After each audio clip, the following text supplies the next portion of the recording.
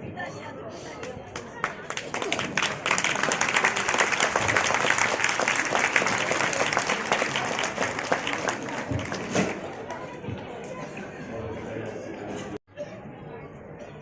अपनी बात की शुरुआत एक शेर से करूंगा। हम अमन चाहते हैं, हम अमन चाहते हैं मगर जुल्म के खिलाफ। हम अमन चाहते हैं मगर जुल्म के खिलाफ। अगर जंग लाजमी है तो फिर जंग ही सही। जालिम को जो ना रोके वो शामिल है जुल्म में। जालिम को जो ना रोके वो शामिल है जुल्म में। कातिल को जो ना टोके वो कातिल के साथ है।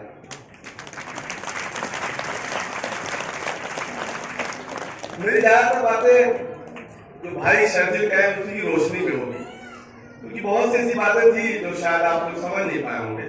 मैं उसको कभी हिंदी में कभी उर्दू में बता दूंगा तो शायद उसको मुकम्मल बात समझ में। यहाँ पीछे लिखा होगा we the people of India, हम भारत के लोग। तो हम भारत के लोग, तो संविधान शुरू होता है ना तो प्रस्तावना का पहला पन्ना है, यानी प्रियम्बल का पहला पन्ना है, उस पर लिखा होता है we the people of India. और उसी के अंदर है जस्टिस की बातें। उसी जस्टिस की बात शर्जिल उस्मानी कर रहे थे। क्या कह रहे थे कि अगर आप 20% हैं तो 20% सियासत में, अगर आप 20% हैं तो 20% समाज में, अगर आप 20% हैं तो 20% इकोनॉमी में आपका हिस्सा होना चाहिए, होना चाहिए, होना चाहिए।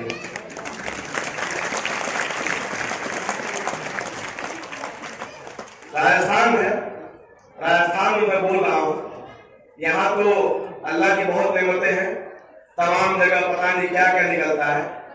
अब बताइए जो लोग बैठे हैं उसमें इनका हिस्सा क्या है? किसी का हिस्सा है अदानी का है, अंबानी का है, पता नहीं किसका किसका है। आपका हिस्सा है? यहाँ बैठी हुई बहनों का हिस्सा है, माओ का हिस्सा है, ये अपना हिस्सा लेने बैठी है, ये अपना हिस्सा लेने बैठी है, आपका हिस्सा लेने बैठे। लड़ते रहिए, किसी की बातों को सुनिए मत। आपकी लड़ाई है, आपको अपने अंदाज से लड़ना है। मुसलमानों की लड़ाई है। मैं कहता हूं इस बात पर जोर देके, कोई अगर कहता है कि जो है इस सबकी लड़ाई है, मुझे बता दे सरकार से कौन मुकाबला करेगा? किसी ने क्या लोकसभा में मुकाबला किया? किसी ने मुकाबला किया? यानी सरकार से पूछा कि क्यों मुसलमानों पे आपने निकाला? जिसने पूछा तो उसी की पार्टी के लोग भाजपा को उसमें राज्यसभा के अंदर वोट देते हैं और बिल को पास करवाने का काम करते हैं और कानून बनवाते हैं। हाँ, वही कानून जो संविधान के हिसाब से बनता है। हाँ, वही कानून जो पार्लियामेंट से बनता है। मैं बता देना चाहता हूँ, पहले लोग आते हैं, उसके बाद संविधान आता है। याद रखिए कि पहले आप हैं, उसके बाद संविधान है। इसीलिए उसने कहा पहले अपने आप को बनाइए, बचाइए। जब आप बचे रहेंगे तो कोई भी मुल्क बन सकता है, कैसा भी मुल्क बन सकता है। इस मुल्क को बचाने वाले, इस मुल्क को बनाने वाले कौन लोग थे? जंग आजादी में कौन लोग थे? लोग ही थे। वो कोई भी लोग थे, चाहे वो हिंदू थे, चाहे मुस्लिम थे, चाहे दलित थे, ईसाई थे। लेकिन आज बात कहां पहुंची कि मुसलमानों को निकाल दो। कुछ लोग कहते हैं कि जो है 19 लाख असम में फंस गए, उसमें से 14 लाख हिंदू है। मेरे भाई बात समझिए, वो किस चीज की लड़ाई लड़ रहे हैं? जो असम में, हमारी कौन सी लड़ाई है? दोनों एनआरसी से नहीं है। बात समझिए, उनके एनआरसी की लड़ाई 1984 से है और हमारी जो है सीए के आने के बाद सबसे खतरनाक हो जाती है। उनकी तो डिमांड थी कि एनआरसी को लागू किया जाए। असम में पार्ट के बाद 1984 के बाद उस टाइम कितनी सरकार थी? राजीव गांधी की सरकार। वो कहता है लागू करो, लेकिन उसके अंदर क्या होता है? जो जिस तरीके से लागू करवाना चाहते हैं उस तरीके से लागू नहीं होता है। और फिर सीए का कानून ला दिया जाता है, वहां पर विरोध क्यों होता है? सोचा कि आपने असम में क्यों विरोध है? इसमें सिर्फ एक कम्युनिटी को एक कम्युनिटी को यानी मुसलमानों को जैसे बाहर किया जा रहा है। क्यों उनको तकलीफ हो रही है? आपने भी सोचा वजह है? जब कोई बांग्लादेश से आएगा या जब कोई बांग्लादेश माइग्रेट करेगा, चलो हिंदू ही है, ठीक है, आएगा कहां तक आएगा? राजस्थान तक आएगा, अरे आएगा तो असम तक आएगा, बांग्लादेश बंगाल तक आएगा। उसकी लड़ाई इसलिए है कि जब माइग्रेट होकर आएंगे, जिन 2 करोड़ 3 करोड़ लोगों की बात की जा रही है, तो असम तक आएगी, यहाँ पे नहीं पहुंचेंगे। लेकिन हमारी लड़ाई ये है कि ये सिर्फ एक पर्टिकुलर धर्म के लोग को तो निकाला जा रहा है, हमारी लड़ाई उसको लेकर है। अब आप सोच रहे होंगे कि कैसे निकाला जाएगा।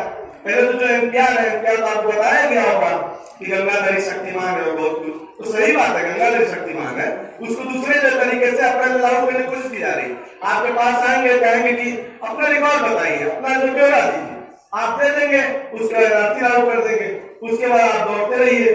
पता चला कि अब एक मैं वाक्य बताता हूँ, इलेक्शन कमीशन में सर्वे करने आते हैं लोग, उसके अंदर हमारे घर में मतलब एक नाम है अशरफ, अशरफ में कोई मात्रा नहीं होती, उसको अशरू लिख दिया। बात समझिए, अब अशरफ में कौन सी की की मात्रा थी, आपने अशरू लिख दिया।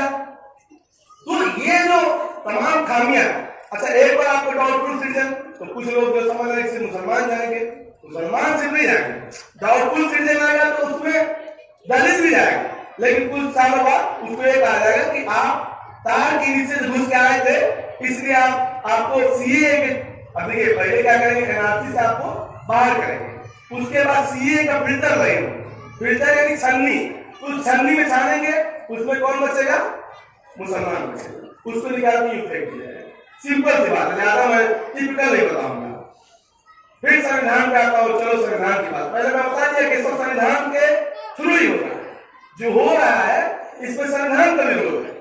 संविधान में 1950 को संविधान लागू होता है।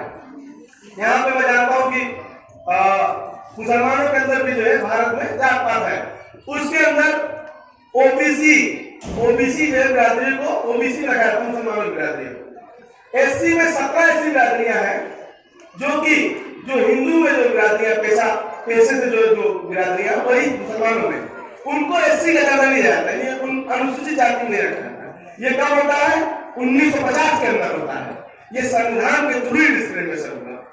उसके बाद कुछ लोगों को बुरा लगेगा कि कांग्रेस पूरा कर, हम जानते हैं कि राजस्थान में सिर्फ कोई पार्टी है, भाजपा है, कांग्रेस है, कभी ये आती है कभी वो आती है, यही वही वाला मसला है गंगाधरी शक्तिमान में, यहाँ भी वही है गंगाधरी शक्तिमान में, क्योंकि एनआरसी लागू कौन करती है? एनआरसी लागू करती है कांग्रेस, और असल में उसको जो है कौन लागू करती है? भाजपा। तो दोनों एक साथ मिलकर चलते हैं। भाई कांग्रेस के जमाने में आप गरीब थे और अमीर होते, या भाजपा के जमाने में गरीब थे आप अमीर होते, ऐसा कुछ नहीं है ना। हर बार आपको चला ही जाता है और चला ही जाता रहेगा जब तक आप उठ के अपना हिस्सा नहीं मांगे, अपना शेयर नहीं मांगे। चलो फिर संविधान पे आते हैं। संविधान का अनुच्छेद 14 आर्टिकल 14 कहता है, आर्टिकल 14 कहता है बराबरी की बात। बराबरी किसको? बराबरी दुनिया में जितने लोग रह रहे हैं सबको बराबरी, यहाँ रहने वाले नागरिकों को नहीं, दुनिया में जो लोग रह रहे हैं उसको बराबरी। अब क्या करते हैं? अपने ही नागरिकों को लाइन में लगाने का शौक है, कभी नोटबंदी में लगा दिया, फिर मन नहीं भरा तो लाओ यार जो है एनआरसी लागू करते हैं, इसमें लगाते हैं। कितना शौक है, जानते क्यों? इनके दोस्तों को फायदा होगा, आप लाइन में लगते हैं इनके दोस्तों को फायदा, आप गरीब होते हैं इनको मजा आता है, उसके पीछे वजह है। इनके फैक्ट्रियों में कौन लगेगा? आप जैसे लोग लगेंगे। डिटेंशन से भाई निकाले, डिटेंशन सेंटर में नहीं भेज सकते। मैं एक दिन जेल में रह के आया था, इसी दौरान सीए के साथ ये जो विरोध कर रहा था, इसी में मुझे जेल भेज दिया गया, एक दिन जेल में रह के आया। उसके अंदर मैं कह रहा हूँ गरीबों को जो भूख, आप बात कहते हैं बेटी मर गई झारखंड के अंदर, गरीबों को जो है एक हफ्ते जेल में रहना चाहिए, बहुत खिदमत होती है, बहुत जो है सेवा का वहां पर मामला है, खूब इज्जत मिलती है वहां पे, यहाँ बाहर नहीं कर रहा।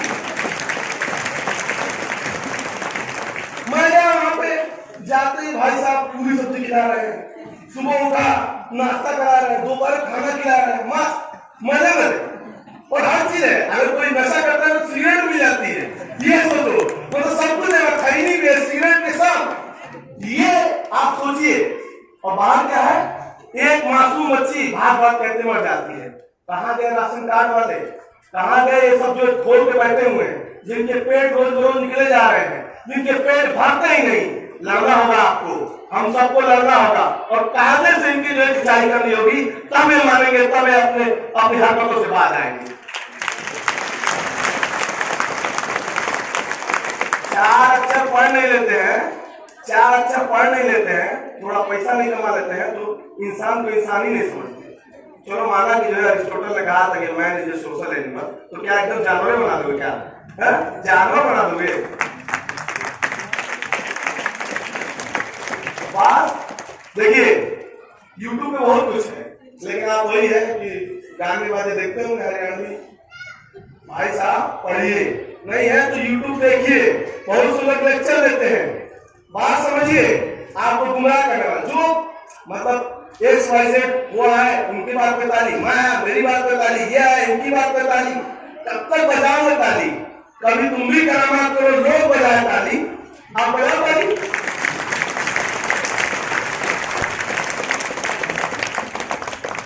जब सब मुत्तहिद हुए तब न जंग आजादी जीती गई, तब गोरों से जीती गई, अब कालों से जीतनी है, तो लड़ेंगे इंशाअल्लाह, लड़ेंगे, खुल के लड़ेंगे। दूसरी बात सुनिए, जहां दलित बहुजन और मुस्लिम एकता की बात है, मैं उसको बताना चाहता हूँ। 1856 के अंदर क्या होता है?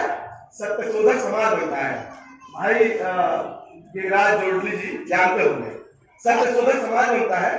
उसके अंदर जो यहाँ फोटो लगा हुआ है, फातिमा शेख और सावित्रीबाई फूले और ज्योतिबा फूले, तो ज्योतिबा फूले और सावित्रीबाई फूले जब अपने ही कम्युनिटी के लोगों को निकल के पढ़ाना चाहे, वो माली समाज के जब पढ़ाना चाहे, घर से बाहर निकले और सोचे कि इनको पढ़ाया जाए, उनके माँ बाप ने उनको बाहर निकाल दिया। कौन रख रहा है? तो उसमें जो है फातिमा से और क्या नाम था, उस्मान से, ये लोग अपने घर पे रखते हैं और कहते हैं कि बहन भैया हमारे यहाँ आओ और पढ़ाओ। तो हमारा पोजीशन तो उसी टाइम का, वो तो भाजपा के आने के बाद ना हमारी बिल्डिंगों में देखने लगे कि मियाँ खाली करेगा तो हम इसमें रहेंगे, मियाँ खाली करेगा तो उसमें रहेंगे। सुधर जाओ, उनको कुछ नहीं मिलेगा। फिर से जो है ये वही जो चाहते हैं कि मियाओं को और क्रिश्चियन को मार के हटाओ, इनके पीठ पे, इनके कमर पे फिर से झाड़ू मारो, ये वही चाहते हैं। अगर नहीं सुने तो झाड़ू बनेगा, यकीनन झाड़ू बनेगा। मैं कह रहा हूँ 1856 से पहले जब मुगल आए, जब दलित औरतों को सीना ढकने का अपना हक नहीं था, तब मुगलों ने वो हक दिया था। याद रखिए, वही बादशाहों ने हक दिया था जिसको कहते हैं 1000 साल की गुलामी की बात कहते हैं। भूल जाइए सब जो व्हाट्सएप यूनिवर्सिटी में आता है, पढ़ के आप नफरत पढ़े हैं। भाई ने कहा ना कि इस नफरत से लड़ना है। जब इस नफरत से लड़ेंगे तो ऐसे जो नेता कुछ भी बोल के चले आते हैं और कहते हैं कि गोली मारो सालों को, तब आप इनका जवाब दे पाएंगे। सही चीज पढ़ेंगे, सही चीज देखेंगे। अरे मैं कह रहा हूँ उर्दू नहीं आती, हिंदी आती है, हिंदी नहीं आती तो यूट्यूब चलाना आता है, आपको बच्चा आता है, इससे कह दो कि बाबू यूट्यूब खोल के देखो तो ये जो ज्यादा बता देगा। आपसे सीखिए, जरूरी नहीं है कि जो है मेहदी अलैहिस्सलाम का इंतजार करेंगे कि कयामत के दिन सबका हिसाब होगा। करिए हिसाब, आपको हिसाब करना होगा। चलो ठीक है, मैं कह रहा हूँ मैंने भाजपा को वोट नहीं दिया तो क्या मतलब भाजपा मुझे नागरिक नहीं मानेगी? भाजपा कहेगी तुम निकल जाओ, नहीं दूंगा वोट, कांग्रेस को भी नहीं दूंगा, किसी को नहीं दूंगा, तो क्या मतलब जो है मुझे जीने नहीं दोगे? मेरा हक है इस मुल्क में जीना और किसी के भरोसे नहीं है, किसी के भरोसे नहीं है। जब वो लोग जो चलेगा पाकिस्तान, आज मुझे कुछ बोलने के लिए पाकिस्तान को गाली देने की जरूरत क्या है? वहां कुछ हो यार, यहाँ हम सही करेंगे और यहाँ जितना मेरा हक है वो मिलेगा। कह रहा हूँ अगर पहाड़ की खुदाई होगी तो अगर 20% दलित है तो दलित भाई को 20% मिलेगा, अगर 15% मुसलमान है तो 15% उसको भी मिलेगा। अगर शिक्षा में आरक्षण की बात है तो 15% मिलना चाहिए, अगर नौकरी में 15% की बात है तो 15% मिलना चाहिए, अगर सियासत में, पार्लियामेंट में अगर हमारी आबादी मुल्क के अंदर 15% है तो पार्लियामेंट में 15% होना चाहिए, राजस्थान असेंबली में 15% होना चाहिए। खैर हम कागज नहीं दिखाएंगे, जवाब देंगे अच्छे से। कहने का मेरा मतलब यह है कि आप ये बताइए कि आप लोग कब तक ऐसी लाइन में लगना चाहते हैं? कब तक? सवाल ये बहुत है। मैं कह रहा हूं कि आज जैसे अलीगढ़ मुस्लिम यूनिवर्सिटी हम लोग आए हैं, भारी जामिया से आए हैं, अब इसको कहते हैं आतंकवाद की नर्सरी होती है। लग रहा है क्या कहीं से आतंकवादी लग रहा है? बताइए ना, लग रहे हैं? आतंकवादी जो है सबको पता है, फेसबुक पे जो है बड़ी बड़ी बंदूकों का फोटो लेके डालते हो, आतंकवादी दूसरे कहते हो। हमें पता है कौन आतंकवादी, बताने की जरूरत नहीं।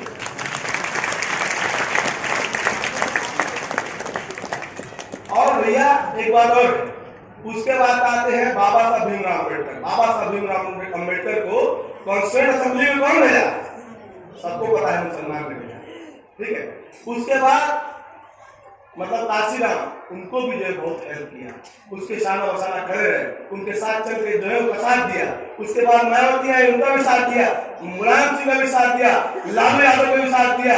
अब जो है अखिलेश यादव भी है, जिग्नेश गोवानी भी है। जिग्नेश गोवानी के बड़गाम से इलेक्शन लड़ने वाले बहुत से लोग हमारे जानने में है, जानते सबको। और आज चंद्रशेखर को भी लोग जामा मस्जिद पे खड़े क्यों कर, एक लार्जर लाइन की बात कर रहे हैं। लेकिन जब तक ये तुम सोचोगे कि फला मियाँ फला मुल्ला ये घर छोड़ के जाएगा तो इसमें मैं रहूंगा, तब तक कोई अलायंस नहीं होगा और तब तक बैठ की कोई बात नहीं होगी। ये अपने दिमाग से निकालो और सुकून से सोचो कि क्या कुछ सोच रहे हो, तुमको क्या बताया जा रहा है, याद रखना होगा तुम्हें।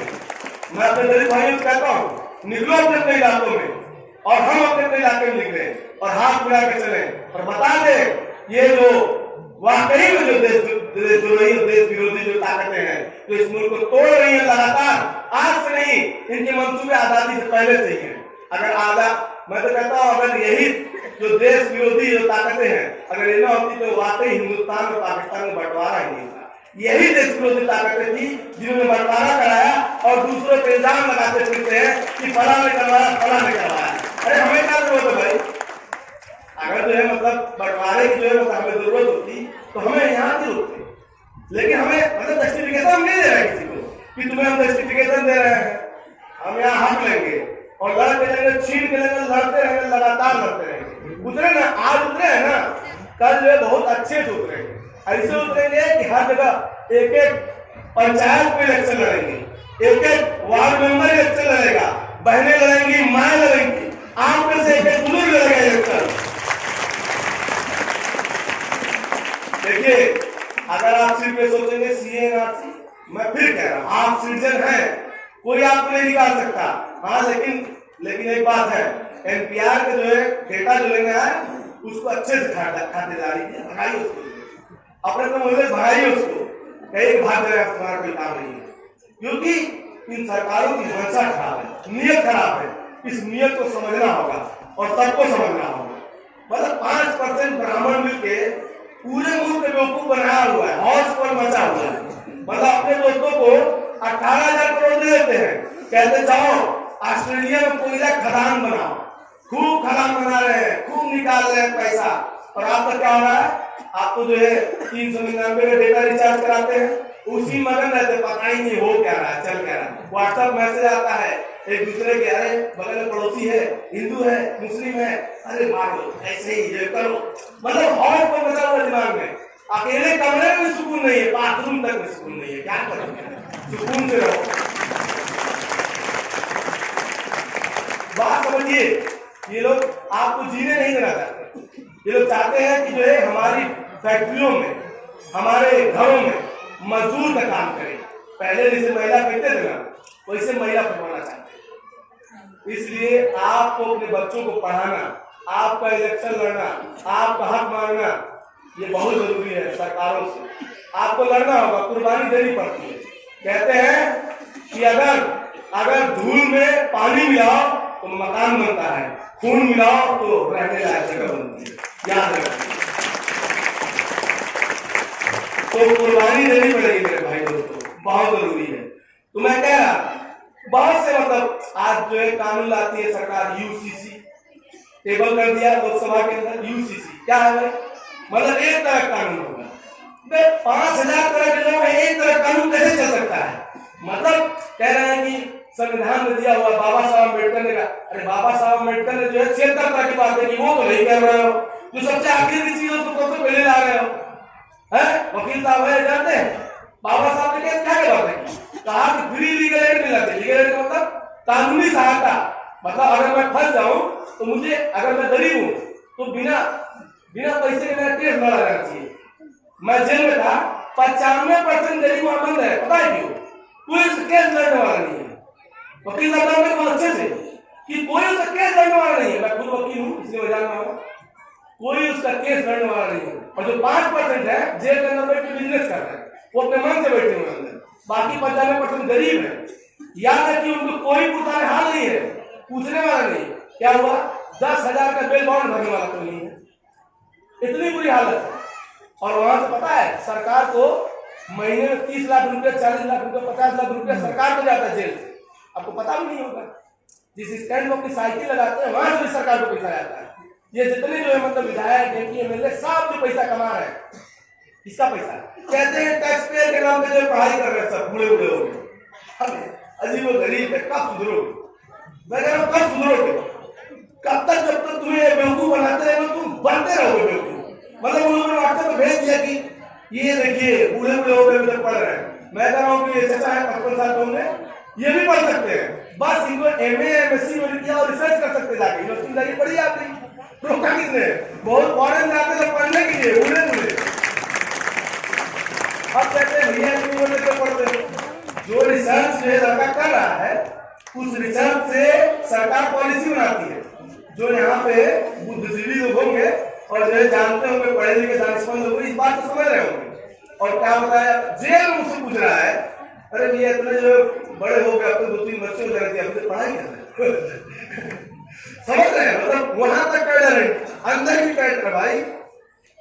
ख्याल बाहर नहीं रखते वो, बाकी अपने कैडर को एकदम कुछ भी कर सकते हैं, अंदर से बाहर बुला कुछ भी किया सकता है। खैर उसकी बात नहीं करूंगा। तो आर्टिकल 39 क्या कहता है कि इक्वलिटी की बात, मतलब इक्वल एक तरीके से जो है वो स्टेटस दिया जाए और जो इक्वल अपॉर्चुनिटी दी जाए। किसको इक्वल अपॉर्चुनिटी मिलती है? यानी किसको मौका बराबर मिलता है? आपको बराबर मौका मिला? आपके गांव में कितने स्कूल हैं? कितने अच्छे स्कूल हैं? स्कूल का मतलब अच्छे, वो नहीं पिंक कलर करा के छोड़ दिया है, हैंडपंप में पानी नहीं आ रहा है, वो नहीं। अच्छे स्कूल की बात कर रही है। वो तो नेताजी का होगा, नेताजी जो है सपा, कांग्रेस, बसपा, भाजपा, आंगनवाड़ी होते हैं, उनके पास होगा। फीस कितनी है? 8,000, 10,000। बच्चे किसके पढ़े? अमीर के। अब देखिए बच्चे अमीर के पढ़े, गरीब बच्चे उसमें जा रहा है। पता चला मैडम जी बैंक के स्वेटर बुन रही। अब वो मैडम जी क्या पढ़ाएंगी? जो खुद जुगाड़ चाहिए, समझ रहे? उस स्वेटर बुन नहीं है। आपका बच्चा क्या है?